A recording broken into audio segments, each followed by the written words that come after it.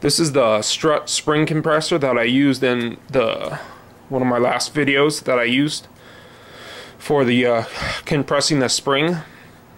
So this is the it's from Harbor Freight, and I know the first thing that you guys are thinking is, oh, it's because you're using cheap tools, but believe you and me, I break expensive tools. I break expensive tools.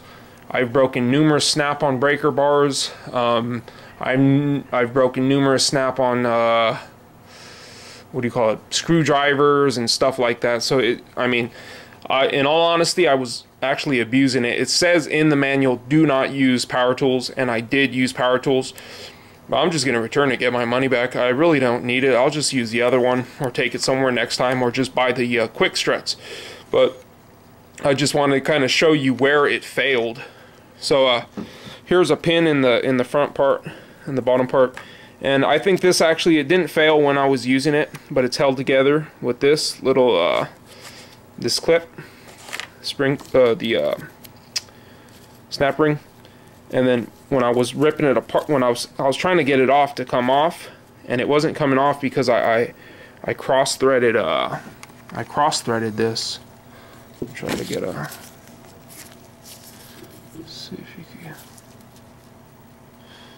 so you can see where it failed.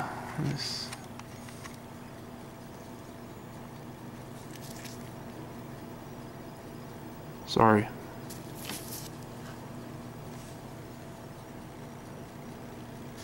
So you see the threads are messed up. I literally made new threads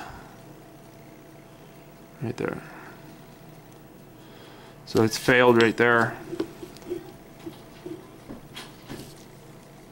See how the threads are different right there to right there. So when I was tightening it, it messed it up. When I was tightening it, it messed it up.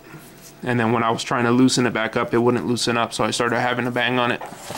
And then that's when this piece started coming off right here. But the strength of it's pretty good, other than the weakness is this part. This part right here is the weakness on the threads.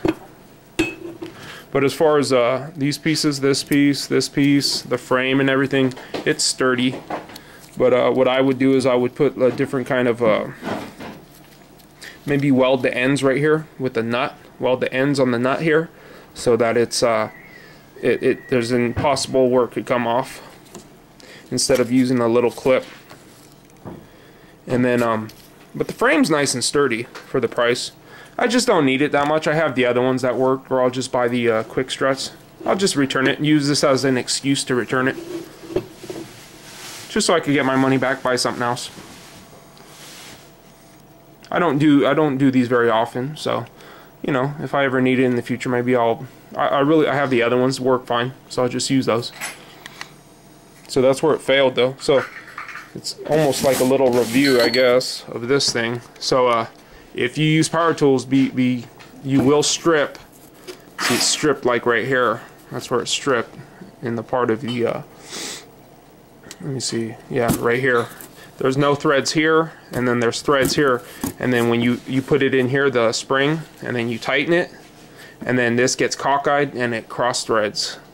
And then when you try to take it apart, it's hard to take apart, so you got to bang on it, and then it's just dangerous banging on it. Alright, I wouldn't necessarily blame it on this tool, because it told me not to use power tools, and I did anyways.